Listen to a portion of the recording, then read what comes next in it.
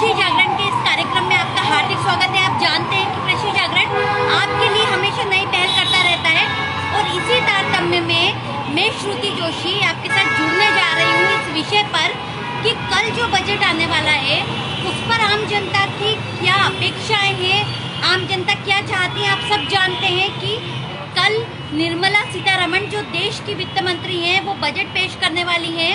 कल सुबह 11 बजे सदन पटल पर बजट रखा जाएगा और आम जनता को कोविड की सिचुएशन में बहुत अपेक्षाएं हैं कि बजट उनके लिए अनुकूल रहेगा, उनके लिए सुविधाएं बढ़ेगी, उनको जो सर्विसेज है, जो टैक्सेस है, टैक्स पे उनको छूट मिलेगी। तो आइए जानते हैं क्या सोचते हैं लोग, क्या सोचती है देश की जनता कल के बजट के बारे में। आप सब बने रहिए कृषि जागरण के साथ। मैं आपकी बातचीत करवाती हूँ कि आज हम यहाँ पर आए हुए हैं दिल्ली में और देश के दिल दिल्ली के हम न्यू दिल्ली एरिया में हैं, जहाँ पर यूसुफ सराय मार्केट में मैं इस वक्त खड़ी हुई हूँ। और ये यहाँ का सबसे अच्छा, सबसे फेमस मार्केट भी है, इलेक्ट्रॉनिक्स का भी बड़ा मार्केट है।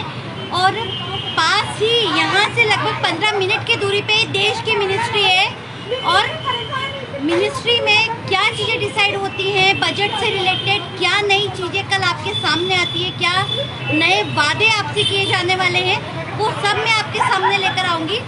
पहले हम बात करते हैं यहाँ के आम जनता से कि वो क्या सोचते हैं कल का बजट कैसा होगा। आइए आपको मिलवाती हूँ। जी मैम, आपका नाम? मेरा नाम विद्या है जी। और आप बताएं कि एक जो हाउस वाइफ है, जो महिलाएं हैं, जो गृहिणियाँ हैं, उनकी कल जो बजट आने वाला है तो बजट के संदर्भ में सरकार से क्या क्या अपेक्षा है? मैम, बजट का मतलब ये है कि जैसे अब हम लोग घरेलू औरतें हैं, घर में रहते हैं, घर की खुद की चीज़ें जैसे राशन हो गया, सिलेंडर हो गया, जो नॉर्मल चीज़ें जो हमें चाहिए ही, बहुत ज़्यादा ज़रूरत की चीज़ें, तो वो इतनी ज़्यादा कॉस्टली हो गई हैं, इतनी ज़्यादा महंगी हो गई हैं। तो उसके लिए भी बजट में होना चाहिए कि जो जीएसटी लग रही है, जो एक्स्ट्रा अमाउंट उस पर लग कर आ रहा है। जैसे पहले था कि पहले सब्सिडी वगैरह मिलती थी तो एक अपने आप को भी सर्टिफिकेशन होती थी कि हाँ हमें कुछ पैसा वापस मिल रहा है, ठीक है, कुछ कमी होती थी उसमें। बट अब ऐसा कुछ भी नहीं है, वो भी बंद हो गई सब्सिडी भी, और वो बजट बढ़ता ही चला जा रहा है। अब एक नॉर्मल सिलेंडर की अगर मैं बात करूँ कि 1000 रुपये का सिलेंडर पर मंथ हर फैमिली के लिए लेना पॉसिबल नहीं हो पाता है। और राशन जैसे ऑयल है, दालें हैं, ये सब सारी चीज़ें इतनी महंगी होती जा रही है कि जब हम अपने घर में ही अपना बजट नहीं बना पाएंगे तो हम दुनिया का बजट कैसे बनाएंगे? ऑब्वियस सी बात है। तो बजट को लेके मेरे को लगता है कि इतनी महंगाई जो बढ़ती जा रही है और इतनी पॉपुलेशन में इंडिया में हम लोग रहते हैं, इतनी पॉपुलेशन है, इतनी भीड़ भाड़ वाला इलाका है यहाँ पे, जब हमें अपने खाने पीने की चीज़ें, हमें अपना संतुलित आहार ही नहीं मिल पाएगा तो हम बाकी दुनिया में कैसे जी पाएंगे? तो मुझे लगता है कि बजट को लेकर सोचना चाहिए गवर्नमेंट को कि कम से कम घरेलू चीज़ें जो है, जो हमारी डेली बेस की चीज़ें, उसमें कम से कम महंगाई कम होनी चाहिए। जी जी बिल्कुल, आपने कृषि आगन से बात की, इसके लिए आपका बहुत बहुत धन्यवाद। दर्शकों, आप जैसा कि देख रहे हैं जो आम गृहिणियाँ हैं, महिलाएं हैं, वो चाहती हैं कि जो देश का जो कल आने वाला बजट है उसमें महंगाई पे कंट्रोल करने की कोशिश की जाए, आम ज़रूरतों की चीज़ों पर, ज़रूरत की वस्तुओं पे टैक्स कम किया जाए, जीएसटी कम किया जाए। जैसे तेल बहुत महंगा होता जा रहा है, गैस की टंकी महंगी होती जा रही है, दालें महंगी होती जा रही है। और महिलाओं का साफ तौर पर इस बारे में कहना है कि जब हमारी देश की आम जनता के घरों का ही बजट बिगड़ रहा है तो देश का बजट कैसे सुधरेगा। तो सरकार से काफ़ी अपेक्षाएं आई है। मैं आपको बताती हूँ कि कहाँ यहाँ पर दिल्ली में जो व्यापारी हैं, जो विद्यार्थी हैं, जो लोग हैं, उन सबका कल आने वाले बजट के बारे में क्या कहना है। आप बने रहिए कृषि जागरण के साथ।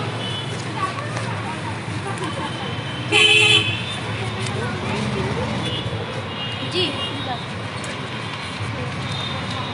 तो हमारे साथ जो भी दर्शक जुड़े हैं, जो भी किसान जुड़े हुए हैं, देश के अन्नदाता जुड़े हुए हैं, अब मैं आपको यहाँ पे कुछ प्राइवेट सेक्टर्स में काम करने वाले लोग भी हैं, साथ में कुछ विद्यार्थी भी हैं जिनसे मैं आपको रूबरू करवाऊंगी। आप बने रहिए कृषि जागरण के साथ। जी जी मैम, आपका नाम? जी, अनुप्रिया जी। अनुप्रिया जी, आप बताएंगे कि जो है कल जो बजट आने वाला है उससे संबंधित आपकी क्या अपेक्षाएं हैं? जो आप बताएंगे जिससे जो रही हैं, जो भी ऑफिस में जॉब कर रही हैं, गवर्नमेंट जॉब कर रहे हैं, तो वो लोग सरकार से क्या रियायतें चाहते हैं, क्या सहूलियतें चाहते हैं? सबसे पहले तो मैं बोलना चाहूँगी कि जो हमारा पेट्रोल डीजल के, क्योंकि ट्रैवलिंग में खर्च होते हैं, तो पेट्रोल डीजल के जो प्राइस है वो बहुत ज़्यादा बढ़ते जा रहे हैं, तो उसमें थोड़ी हमें सहूलियत मिले। और बस मैं ये बोलना चाहूँगी जैसे दवाई होती है, दवाइयाँ के रेट कम हो जाए, और जिनको हॉस्पिटल में जाना होता है उनके कोविड के चक्कर में थोड़ी दवाइयों में उनको राहत मिले, मतलब पैसों में, फाइनेंशियल हेल्प बेसिकली। तो मैं इससे होना चाहिए। और वर्क फ्रॉम होम से वर्क फ्रॉम होम होना चाहिए। अब जैसे 6 दिन हम जाते हैं, हम भी वर्किंग हैं, तो 6 दिन हम जाते हैं और थोड़ा राहत मिले कि 50-50% हो जाए हमें, कि या तो ऑप्शन मिले कि कंपनी ऑप्शन दे कि हमें वर्क फ्रॉम होम करना है या फिर जाके हमें काम करना है, तो ये ऑप्शन ज़रूर होना चाहिए। जी, आपने कृषि अग्रणी से बात की, बहुत बहुत धन्यवाद। तो दर्शकों, जैसा कि वर्क फ्रॉम होम के बारे में कहना है, मैं आपको बता दूं कि जो प्राइवेट सेक्टर्स हैं, यदि उनमें वर्क फ्रॉम होम भी होता है तो भी वर्क फ्रॉम होम के लिए भी बहुत तरह की फैसिलिटीज़ की ज़रूरत होती है, और वो सुविधाएं लोगों को मिलना बहुत ज़्यादा ज़रूरी है, क्योंकि यदि वर्क फ्रॉम होम भी करते हैं तो इलेक्ट्रॉनिक गैजेट्स की ज़रूरत होती है, लैपटॉप की ज़रूरत होती है, अच्छी क्वालिटी के मोबाइल्स की ज़रूरत होती है। तो इलेक्ट्रॉनिक आइटम्स पे जो है, जो उसकी कीमत है, उस पर छूट मिलने की ज़्यादा ज़रूरत है। साथ में वर्क फ्रॉम होम के लिए कंपनीज़ को यदि गवर्नमेंट इस तरह की कोई छूट दे कि वो अपने कर्मचारियों को जो है फर्नीचर उपलब्ध करवा पाए या उनके लिए वर्क फ्रॉम होम की व्यवस्थाएं कर पाए, तो वो ज़्यादा बेनिफिशियल रहेगा। मैं आपको आज रूबरू करवा रही हूँ यहाँ के लगभग हर क्षेत्र के एक एक प्रतिनिधि से। आप बने रहिए कृषि जागरण के साथ में। आइए दर्शकों, हम चलते हैं कि जो ज्वेलर्स हैं, जो एसोसिएशन हैं, जो व्यापारी एसोसिएशन हैं, उनके टीम मेंबर्स का क्या कहना है, उनकी सरकार से क्या मांगे, आइए आपको दिखाती हूँ। आइए।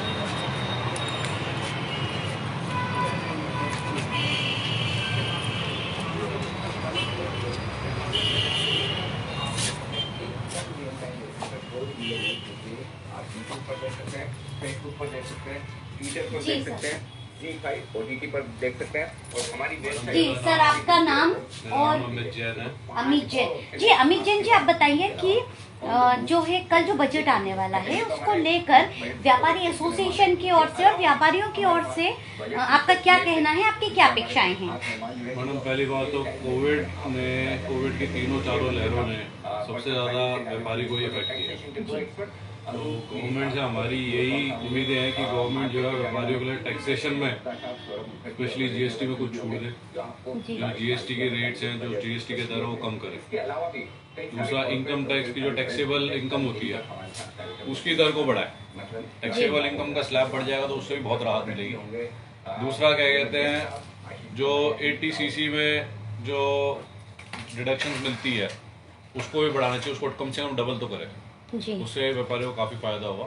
और बहुत सी चीज़ें जो व्यापारियों के लिए गवर्नमेंट कर सकते हैं, लेकिन बजट के लिए मेरे ख्याल यही दो ही चीज़ें जो पहले कर दे, उससे बहुत रिलीफ मिल जाएगा। जी, तो आप ये भी बताएं कि जैसे जो मध्यम वर्गीय व्यापारी हैं या जो लघु व्यापारी हैं, जो मतलब कई लोग ऐसे हैं जो इस वक्त इस स्थिति में हैं कि कोविड की 2-3 लहरों के बाद में वो अपनी दुकानें भी नहीं चला पा रहे हैं, और उनको जो रेहड़ी वाले हैं, खोमचे वाले हैं, कई तरह के कोविड की वजह से बंद ही हो गए। जी, बहुत से ऐसे लोग हैं जो मेरे ख्याल जिनका घर का खर्चा चलना भी मुश्किल है।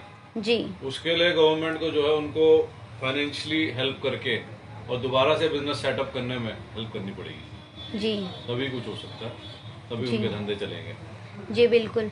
और लगभग यहाँ आपके एसोसिएशन से कितने व्यापारी जुड़े हुए हैं यहाँ पर? हमारी इस लाइन में करीब 65 दुकान है, 65 से 70 दुकान है। 65 से 70 दुकानें हैं। और ज्यादातर ग्रोसरी और केमिस्ट्री शॉप है जी। लेकिन जैसे अब हमारा लग्जरी आइटम में आ जाता है जी, तो सबसे ज्यादा जो है इफेक्ट जो है कोविड का लग्जरी आइटम वालों को ही पड़ा है। जी, तो उसमें जैसे गवर्नमेंट ने कैश पे पैन कार्ड की रिक्वायरमेंट रखी हुई है 2 लाख से ऊपर। 2 लाख से ऊपर। उसको अगर गवर्नमेंट 5 लाख कर दे तो उससे भी थोड़ी सी हेल्प हो जाएगी बिजनेस वालों को, लग्जरी आइटम वालों को अच्छा, सेल बढ़ाने में। जी जी जी बिल्कुल। आपने कृषि अग्रणी से बातचीत की, आपका बहुत बहुत धन्यवाद। धन्यवाद। तो दर्शकों, अभी आपने जाना कि व्यापारियों का क्या कहना है। सभी चाहते हैं कि कहीं ना कहीं जीएसटी में उनको छूट मिले, टैक्स में उनको छूट मिले, कैसे भी करके कोविड की इन 2-3 लहरों के बाद में व्यापारी वर्ग अपने आप को, अपने बिजनेस को संभाल पाए, ये सबसे महत्वपूर्ण है। और ये भी महत्वपूर्ण है कि हर वर्ग के लिए कुछ ना कुछ विशेष रियायतें देने की व्यवस्था हमारे बजट में की जाए। आइए मैं आपको यहाँ मैं आपको दिखा रही हूँ पूरा यूसुफसराय मार्केट। यहाँ के लोगों का क्या है कहना, क्या उनकी सोच है, क्या वो बजट के बारे में बताना चाहते हैं, कौन कौन से मुद्दों पर वो बात करना चाहते हैं। वास्तव में बजट जो है वो देश के लिए समझिए कि रीढ़ की हड्डी है। जो बजट बनता है उससे ही ये डिसाइड होता है, ये निर्धारित किया जाता है कि अगले 1 वर्ष में देश की आर्थिक अवसंरचना क्या रहेगी। तो बजट के बारे में हर व्यक्ति बजट से प्रभावित होता है, हर वर्ग बजट से प्रभावित होता है। खासकर कोविड की सिचुएशन में सबकी नजरें इस बात पर टिकी हुई है कि कल आने वाला बजट किस तरह का होगा। तो आम जनता की क्या है उम्मीदें, कारोबारियों की क्या है उम्मीदें, स्टार्टअप्स की क्या है उम्मीदें, हम सब कुछ आपको दिखाने जा रहे हैं। आइए आपको मिलवाती हूँ एक और कारोबारी से। जी सर, जी सर, आपका शुभ नाम? विजय कुमार जी। आप बताएं कि जो व्यापारी हैं, जो मध्यम वर्गीय व्यापारी हैं, उनकी सरकार से क्या अपेक्षा है? कल आने वाला जो बजट है उसको लेकर क्या आपकी अपेक्षाएं हैं? हमारी अपेक्षा तो यही है, जो बिजनेस डाउन हुआ उसके हिसाब से कुछ रियायत मिलनी चाहिए हम सभी को, सब व्यापारियों। तो आप किस तरह की रियायतों की अपेक्षा करते हैं सरकार से? जो भी गवर्नमेंट छूट दे, अभी तो कुछ पता ही नहीं है ना गवर्नमेंट क्या देगी क्या नहीं देगी। जीएसटी में, जीएसटी में भी, वैसे भी इनकम में अभी इस सिचुएशन में वास्तव में बिजनेस की क्या हालत है, किस तरह से बिजनेस सर्वाइव हो रहा है? 50% कम है, 50% कम है। तो आप चाहते हैं कि सरकार मतलब जीएसटी में छूट दे, थोड़ा हर उत्पाद पे लगने वाले जीएसटी में छूट दे और इनकम टैक्स में भी छूट इनकम दे। टैक्स में भी रिबेट होनी चाहिए, इनकम टैक्स की रिबेट बढ़नी चाहिए। तो उससे ज़्यादा आप लोग प्रॉपर तरीके से बिजनेस करने में फर्क पड़ेगा, थोड़ा फर्क पड़ेगा। और कुछ आपकी अपेक्षा? जी थैंक यू। हाँ, 400 ग्राम। तो दर्शकों अभी आपने जाना क्या अपेक्षाएं हैं लोगों की सरकार से, कारोबारियों की क्या है अपेक्षा। इनकम टैक्स की रिबेट मिलनी चाहिए, इनकम टैक्स की रिबेट में छूट मिलनी चाहिए, और साथ में जो भी वस्तुएं हैं उन पे जीएसटी कम लगना चाहिए ताकि अधिकतम लोग वस्तुएं खरीद पाए। आम उपभोग की, आम जनता के उपयोग में आने वाली वस्तुओं पर जीएसटी कम होना चाहिए। आइए मैं आपको मिलवाती हूँ यहीं की आम जनता।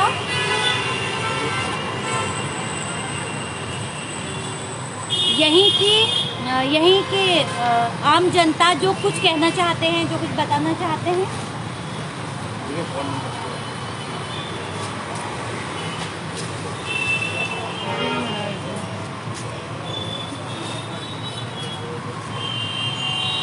तो दर्शकों, जैसा कि आज मैं लगातार कृषि जागरण इस बात पे फोकस कर रहा है कि कल आने वाला बजट किस तरह का होने वाला है, क्या बातें सामने आने वाली हैं, क्या मंशा है सरकार की इस बजट के पीछे, और लोगों का भी इस बजट को लेकर क्या है कहना। हम आपके साथ बने हुए हैं लगातार।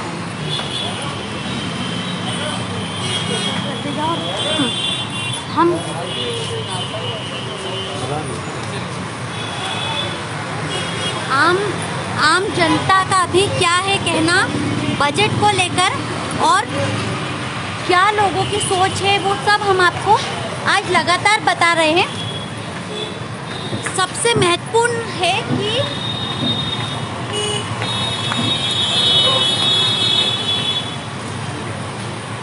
मैडम जी, मैडम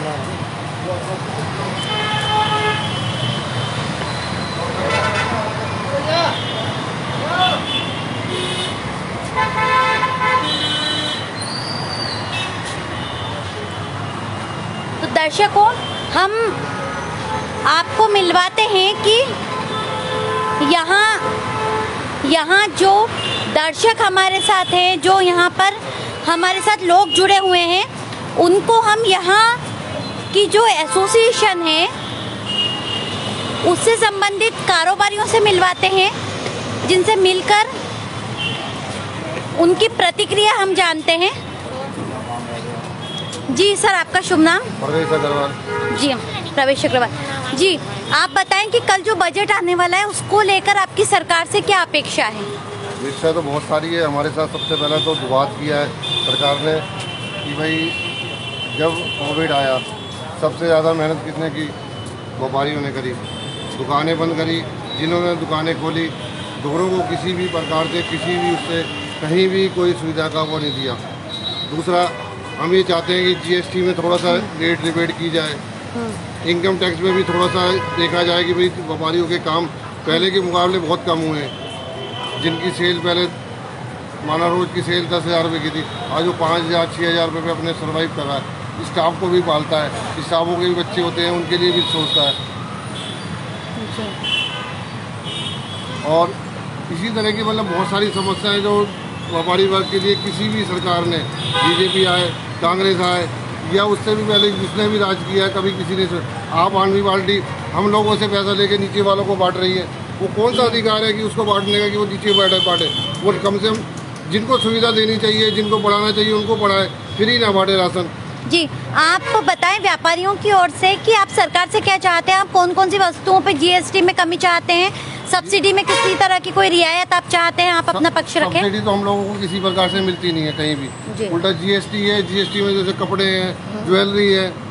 आप आज मूल समस्या ये है कि आज कोई शादी करने जाता है अपना बच्चे की, तो उसमें सोना लगा लीजिए 50,000 रुपये है। 2 साल पहले वो 25,000 रुपये 22,000 चल रहा था। अब वो कहाँ से सर्वाइव करेगा? कितना अपने बच्चे को देगा? जिसका बजट 5 लाख रुपए 7 लाख रुपए, वो एक तोले का क्या देगा उसको? एक अंगूठी दे सकता है, इससे ज़्यादा क्या करेगा वो? तो उसकी भी सोच है ना कि भाई उसको भी कुछ बेनिफिट। दुकानदार को सस्ता आएगा तो दुकानदार भी चाहेगा कि कस्टमर को कुछ अच्छा मिले। जी, ये कि दुकानदार की जेब में जाएगा, जीएसटी आएगा तो कस्टमर को बचेगा वो। दुकानदार को कुछ नहीं बेनिफिट उसका, लेकिन उसको ये है कि थोड़ी सेल बढ़ जाएगी तो उसे भी लगेगा, और जो लेने वाले की पॉकेट बड़ी बढ़ जाती है। जी, जो 18% 12% जीएसटी देता है, उसको एक जीएसटी मेन मुद्दा है, एक 5% सब चीज़ का ला दें, खाने पे हो या ना खाने पे हो। जिन चीज़ों में छूट है वो छूट रहे, तो उससे ये है कि एक दुकानदार और एक कस्टमर का रिलेशनशिप बहुत बड़ा बनेगा।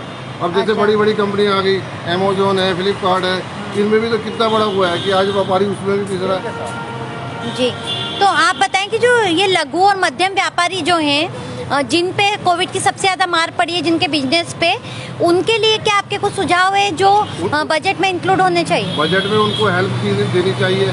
जैसे किसानों को बिगर ब्याज की रकम मिलती है, 3 लाख रुपए मिलती है 3 महीने तक बिगर ब्याज के, ऐसे ही दुकानदारों को, लघु उद्योगों वालों को बिगर ब्याज के लिए 6 महीने के लिए, साल के लिए पैसा मिलना चाहिए बिगर ब्याज के, जिससे वो अपने काम को दोबारा स्टैंड कर सके। कोई स्थिति में कहीं भी स्टैंड करने की स्थिति में नहीं खड़ा हो। आज उसको क्या दूसरे से ब्याज पे लेना पड़ता है, 2%, 4%, 5। छोटे उद्योग वाले को 5% 7% जो जमाखोर जो पैसे को देते हैं वो 5% 10% तक का ब्याज लेते हैं। अब वो समझिए 3 लाख रुपए देगा, 30,000 रुपये कहाँ से देगा उसको? वो डिफॉल्टर होता है या आत्महत्या करता है, जिसका कहीं भी नाम नहीं आता कि दुकानदार ने आत्महत्या करी। आज किसान आत्महत्या करेगा, उसका नाम हर जगह मिल जाएगा। दुकानदार का कहीं भी नाम नहीं आया। किसी भी कोविड में मरा, किसी भी स्थिति में कुछ हुआ, लेकिन कहीं उसका कहीं नाम नहीं। आज मोदी जी ने दुनिया को सम्मान दिया, पुलिस वालों को सम्मान दिया, या किसी व्यापारी को सम्मान दिया जिन्होंने कोविड में काम किया, दिन रात 24 घंटे या ड्यूटी पे खड़े रहे। किसी एक को किसी के हॉस्पिटल के अंदर कोई सुविधा थी? कोई किसी प्रकार की कोई सुविधा नहीं। उसने अपने घर को बेचा, अपने मकान को बेचा, अपना इलाज करवाया। क्या सुविधा मिली? कहाँ व्यापारी के लिए सोचा गया? तो मतलब आप ये चाहते हैं कि सरकार व्यापारियों के लिए सोचे, उनको कुछ स्वास्थ्य सुविधा भी मुहैया करवाए, और साथ में व्यापार बढ़ाने के लिए भी, व्यापार अच्छे से करने के लिए वोट बैंक समझते नहीं है। वो तो सोचते 2% लोग हैं। जिस दिन व्यापारी जाग जाएगा उस दिन देश की स्थिति आप देख लीजिए क्या हो सकती है। जी जी बिल्कुल। जब तक व्यापारी नहीं जाग रहा, जब तक सो रहा है, उस स्थिति में ये काम होता रहेगा। जिस दिन किसान जागे तो उनका वापिस हो गया। आज व्यापारी जाग जाता है तो ये सब कुछ पॉसिबल है। आज 6 दिन के अंदर दिल्ली तराई में हो जाएगी। नहीं, बिल्कुल आपकी जो बात है, आपका जो पक्ष है वो सभी लोग सुन रहे हैं और इस कोविड की सिचुएशन में सिर्फ व्यापारियों का ही ये दर्द नहीं है, आम जनता भी कई तकलीफों से गुजर रही है। और इसीलिए सरकार की बहुत बड़ी जिम्मेदारी है कि इस कोविड की सिचुएशन में आम जनता को कैसे संभालें, आम जनता को किस तरह से रियायतें दें, व्यापारियों को कैसी रियायतें दें, किसानों को कैसी रियायतें दें, ताकि देश में फिर से एक संतुलन बन सके और देश की अर्थव्यवस्था फिर से सुचारू रूप से चल सके। तो ये बजट जो है, जो निर्मला सीतारमण का चौथा बजट है जो संसद में कल वो पेश करने वाली हैं, इस बजट से लोगों को बहुत ज़्यादा उम्मीदें हैं, क्योंकि देश की अर्थव्यवस्था की गाड़ी भी जो है वो पटरी पे अभी संतुलित तरह से नहीं दौड़ पा रही है और आम जनता भी कई प्रकार से कई मुद्दों पर अपनी बातें रख रही है, परेशान है। तो इस बजट में कल क्या कुछ नया खास हो सकता है, हम आपको अपने लाइव में आपको दिखाते रहेंगे। आप बने रहिए कृषि जागरण के साथ। ये कौन से चैनल पे आएगा मैडम? फोन नंबर चाहिए था, कृषि जागरण पे आएगा, कृषि जागरण।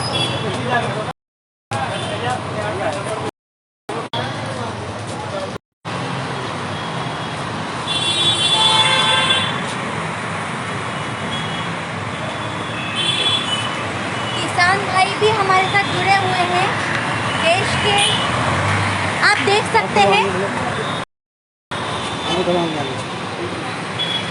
आप देख सकते हैं कि जैसे ये गाड़ियां सड़क पे दौड़ रही हैं, ऐसे ही देश की अर्थव्यवस्था भी फिर से दौड़ना चाहिए। ये इस बजट का की सबसे मुख्य मंशा होनी चाहिए, ऐसी हमारी अपेक्षा है।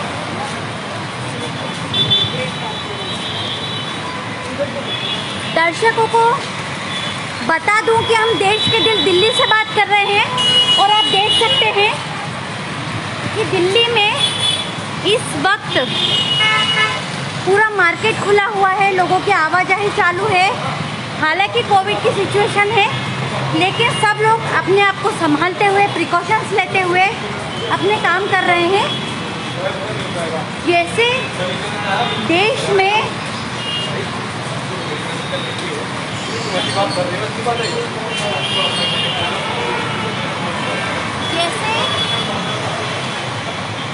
जिस प्रकार से ये गाड़ियाँ जिस तेजी के साथ सड़कों पे दौड़ रही है, उसी तेजी के साथ देश की अर्थव्यवस्था को फिर से दौड़ाने की ज़रूरत है और उसके लिए सबसे महत्वपूर्ण है कल पेश होने वाला बजट। आप बने रहिए कृषि जागरण के साथ में।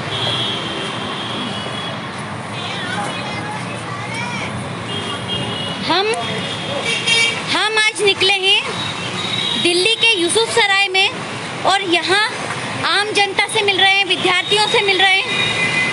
साथ में यदि आप भी हमसे जुड़ना चाहते हैं, आप भी अपना पक्ष, अपनी बात देश की जनता के समक्ष, अन्नदाताओं के समक्ष रखना चाहते हैं, तो आप भी हमारे कार्यक्रम में जुड़ सकते हैं। इसके लिए आप हमारे मैसेज बॉक्स में कमेंट करें कि हम भी इस कार्यक्रम से जुड़ना चाहते हैं और अपनी बात रखना चाहते हैं। हमारे साथ कई लोग लाइव कार्यक्रम में जुड़ रहे हैं।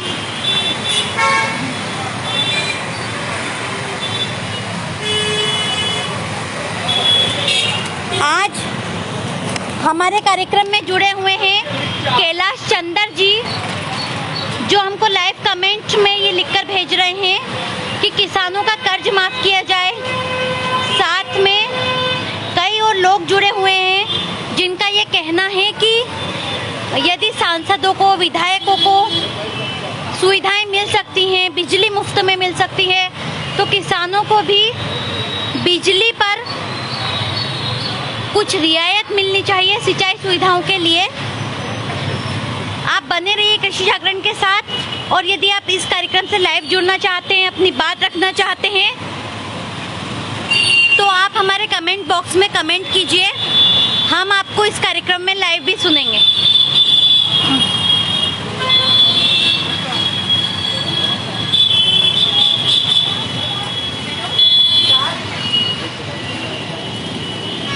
हमारे जी जी सर, आपका शुभ नाम? अतुल गुप्ता, प्रेसिडेंट एसोसिएशन यहाँ का प्रेसिडेंट हूँ मैं। जी हाँ। जी आप बताएं कि कल जो बजट आने वाला है, अच्छा। तो आम बजट को लेकर आप क्या सोचते हैं? आम जनता क्या चाहती है और व्यापारी वर्ग सरकार से क्या अपेक्षा रखता है कि कल के बजट में क्या क्या प्रावधान होने चाहिए? देखिए, पिछले 2 सालों से जो होता रहा है, अपना कोरोना का जो पैंडमिक चला है, इसमें बहुत परेशान है व्यापारी। जी व्यापारी ये चाहता है ये स्पेशल कुछ गवर्नमेंट व्यापारी के लिए कुछ करे और आम आदमी के लिए राहत हो टैक्सों में, और रेट्स जो बढ़ते जा रहे हैं, बेइंतहा बढ़ते जा रहे हैं, वो कम। जी ऐसा कुछ प्रावधान लाना चाहिए जिससे आम व्यापारी जो इतनी सारी प्रॉब्लम्स हुई हैं उसमें टैक्सेस कुछ कम होने चाहिए और आगे कुछ ऐसी व्यवस्था होनी चाहिए कि व्यापारी का उसके लाभ मिले। टैक्सेस में छूट मिलनी चाहिए। वाइस आप- प्रेसिडेंट है हमारे यहाँ एसोसिएशन के। जी आप बताएं कि अभी जो कोविड की सिचुएशंस हुई हैं, लगातार लगभग 3 साल होने वाले हैं, कोविड की सिचुएशन परसिस्ट है। आप बताएं कि इस सिचुएशन में व्यापारी वर्ग की क्या स्थिति है और वो किन समस्याओं का सामना करना पड़ रहा है उनको, और अभी बजट में किस तरह की रियायतें मिलें कि उनकी समस्याएं कुछ कम हो पाए? देखिए, इन 3 सालों में जो बड़ी परेशानी रही है वो है हमारे स्टाफ को लेकर। जो हमारा स्टाफ था उनकी सैलरीज हमें लगातार देनी पड़ी है जी और उस टाइम भी देनी पड़ी है जब हमारे पास काम नहीं है, जी क्योंकि वो ऐसा हमारा एजुकेटेड स्टाफ है जिसको हमने तैयार किया हुआ है, सब सीखे हुए हैं, उनको हटा नहीं सकते हम। जी। और पोजीशन ये थी कि अपने खर्चे, ऑफिशियल खर्चे जो हमारे थोड़े बहुत खर्चे, वो ही हम खर्चे पूरे नहीं कर पाए। जी वो अगर टैक्सों में रियायत मिले तो गवर्नमेंट हमारे लिए यही करती है, टैक्सेस में रियायत दे सकती है, इसके अलावा गवर्नमेंट और एडिशनल कुछ हमारे व्यापारी को नहीं कर सकते। जी अगर वही हमें कर दे तो वही हमारे लिए काम है। जी किराए भी देने पड़े, किराए भी देने पड़े। प्रॉपर्टी के जो किराए प्रॉपर्टी होते हैं। जो हमारे पास दुकानें हैं, हमने उनके किराए भी पूरे देने पड़ गए। जी वो या तो खाली करते हैं तो हमारा 20 लाख का 15 लाख का फर्नीचर लगा हुआ है, हम वो कहाँ ले जाएँ? तो जी। जीरो हो जाएगा। और साथ साथ जो एक स्टैब्लिश किया हुआ बिजनेस है इतने टाइम से वो स्पॉइल होता है। जी तो बिजनेस चेंज तो किया नहीं जा सकता। हाँ, बहुत से बिजनेस बंद भी हुए हैं, हाँ फॉर टाइम बहुत से लोग बिजनेस बंद करके भी गए हैं, बड़ी बड़ी कंपनियां बंद करके चली। पर वो सोल्यूशन नहीं था, वो मजबूरी थी। जी तो उस मजबूरी में गवर्नमेंट जैसे भी हेल्प कर सकती है, जो भी उनको साधन दिखाई देते हैं, मेन तो टैक्सीज में हमारे टैक्सीज कुछ कम हो जिससे हम लोग आगे और अच्छा काम। जी जी सर, धन्यवाद कृषि अग्रणी से बात करने के लिए। तो किसान भाइयों और देश के सारे दर्शक जो कृषि जागरण के साथ इस समय जुड़े हुए हैं, ये वास्तव में इस कोविड स्थिति की विडंबना है कि देश का हर क्षेत्र, चाहे वो किसान हो, चाहे वो व्यापारी हो, चाहे वो मजदूर हो, चाहे विद्यार्थी हो, चाहे आम गृहिणी हो या आम जनता हो, सभी परेशान हैं। आर्थिक रूप से बहुत मुसीबतों का सामना करना पड़ रहा है। साथ ही कोविड की सिचुएशन के कारण एक तरफ बीमारी से निपटना है, एक तरफ अपने काम में सरवाइव करना है, आर्थिक ज़रूरतों को पूरा करना है, और इसी बीच कारोबारियों की, व्यापारियों की यही मांग है कि उनको टैक्स में रियायत दे दी जाए, और ताकि वो अपने काम को सुचारू रूप से कर पाए, अपने बिजनेस को फिर से एस्टेब्लिशमेंट की तरफ वो बढ़ा पाए। आप कृषि जागरण के साथ लगातार जुड़े हुए हैं और आपके हर मुद्दे को उठाने का हम हमेशा काम करते रहेंगे। आप बने रहिए कृषि जागरण के साथ में।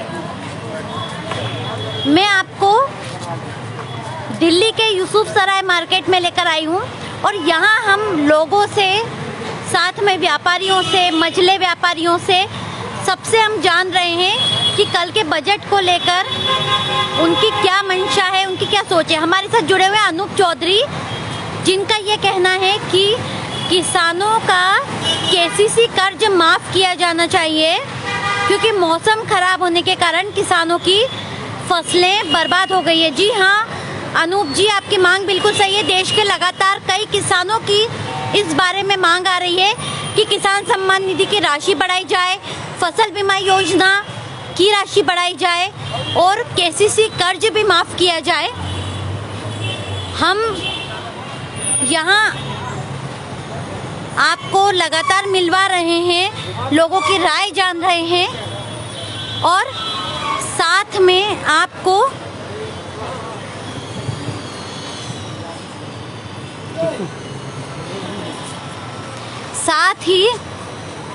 लोगों का कल के बजट को लेकर क्या कहना है? आप सब जानते हैं कि कल जो है बजट पेश होने वाला है। कल 11 बजे बजट पेश हो जाएगा और इस बजट को लेकर लोगों की क्या उम्मीदें हैं?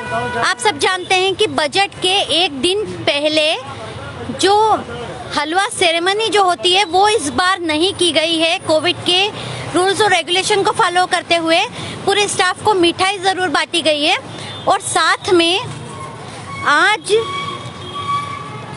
जो जिन भी समस्याओं से हमारे लोग गुजर रहे हैं, जो व्यापारी गुजर रहे हैं, उन सारी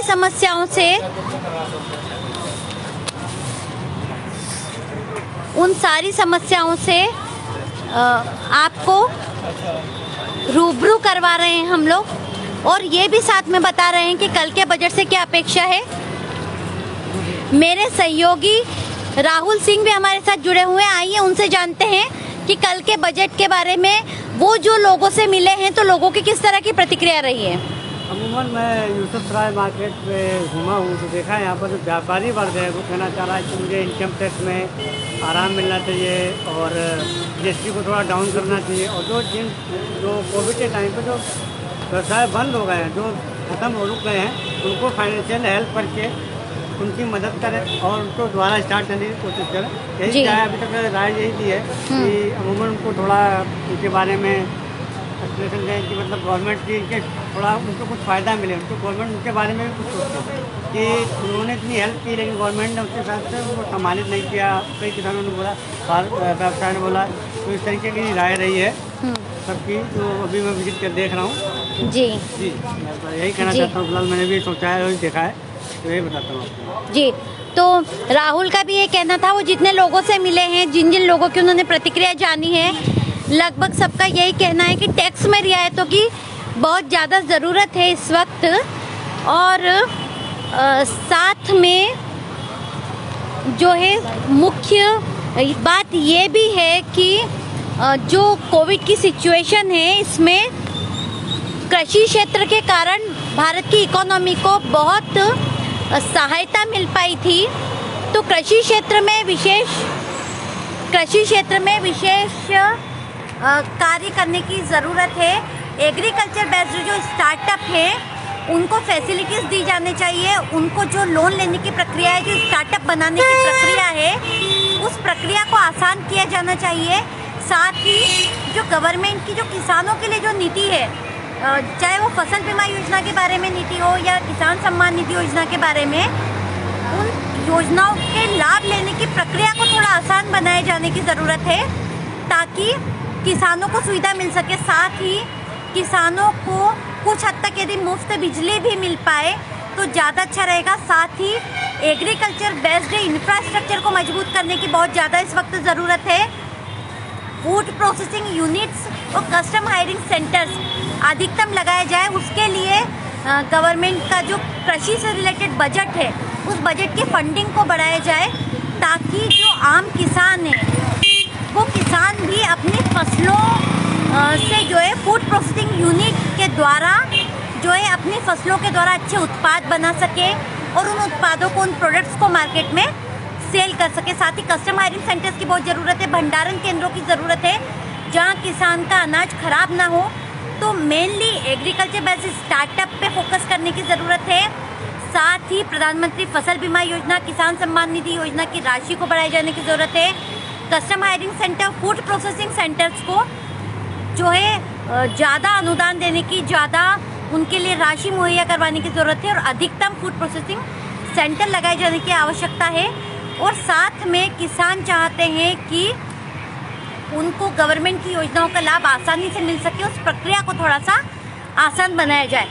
तो किसानों से जुड़े मुद्दों को और आम जनता से जुड़े मुद्दों को कृषि जागरण हमेशा आपके सामने लेकर आता रहेगा। आप लगातार बने रहिए कृषि जागरण के साथ। नमस्कार।